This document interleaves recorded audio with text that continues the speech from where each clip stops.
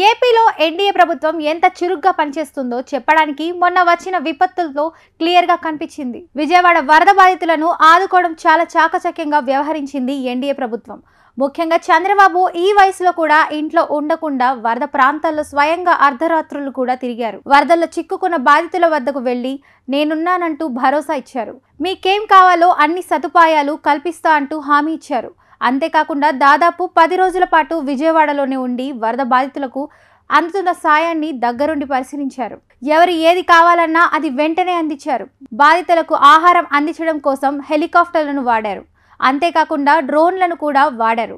అంతకు ముందు ఇలాంటి టెక్నాలజీ ఎప్పుడు వాడలేదనే చెప్పుకోవాలి. కానీ చంద్రబాబు ప్రభుత్వం టెక్నాలజీని వాడి బాధితులకు మరింత వేగంగా సాయం అందజేశారు. వరదల్లో మునిగిన ప్రతి ఇంటికి ప్రభుత్వం సాయం అందించింది. వరద బాధితులకు ప్రస్తుత ప్రభుత్వం ప్రతి ఇంటికి 25 కేజీల బియ్యం, 2 కేజీల బంగాళదుంపలు, 2 కేజీల కందిపప్పు, 1 కేజీ చక్కెర, 1 లీటర్ పామాయిల్, బిస్కెట్లు అందించింది. అంతేకాకుండా ప్రతిరోజు పాలు, బిస్కెట్లు, బ్రెడ్, నిత్యావసర సరుకులను అందించారు. బాధితులకు టిఫిన్లు, భోజనాలు అందజేశారు.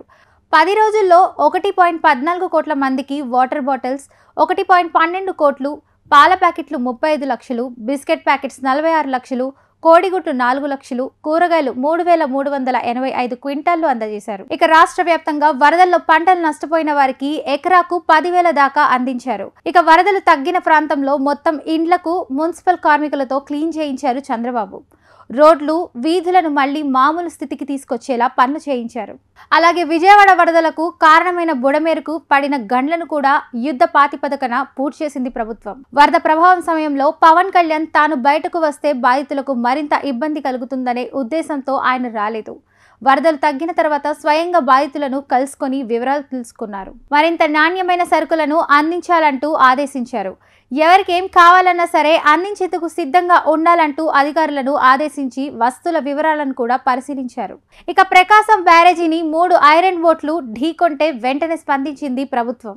వాటిని క్రేన్ల సాయంతో సివిల్ ఇంజనీర్లను పిలిపించి మరీ బయటకు తీసింది. అలాగే తుంగభద్ర గేట్ కొట్టుకుపోయినప్పుడు కూడా జెట్ స్పీడ్ లో స్పందించారు. కొట్టుకుపోయిన గేటును వరదల్లోనే బిగించి రాయలసీమకు సాగునీటికి రక్షణ కల్పించారు. అంతకుముందు అచ్యుతాపురం ఫార్మా ప్రమాదంలో కూడా ఇంతే వేగంగా సాయాన్ని అందించింది.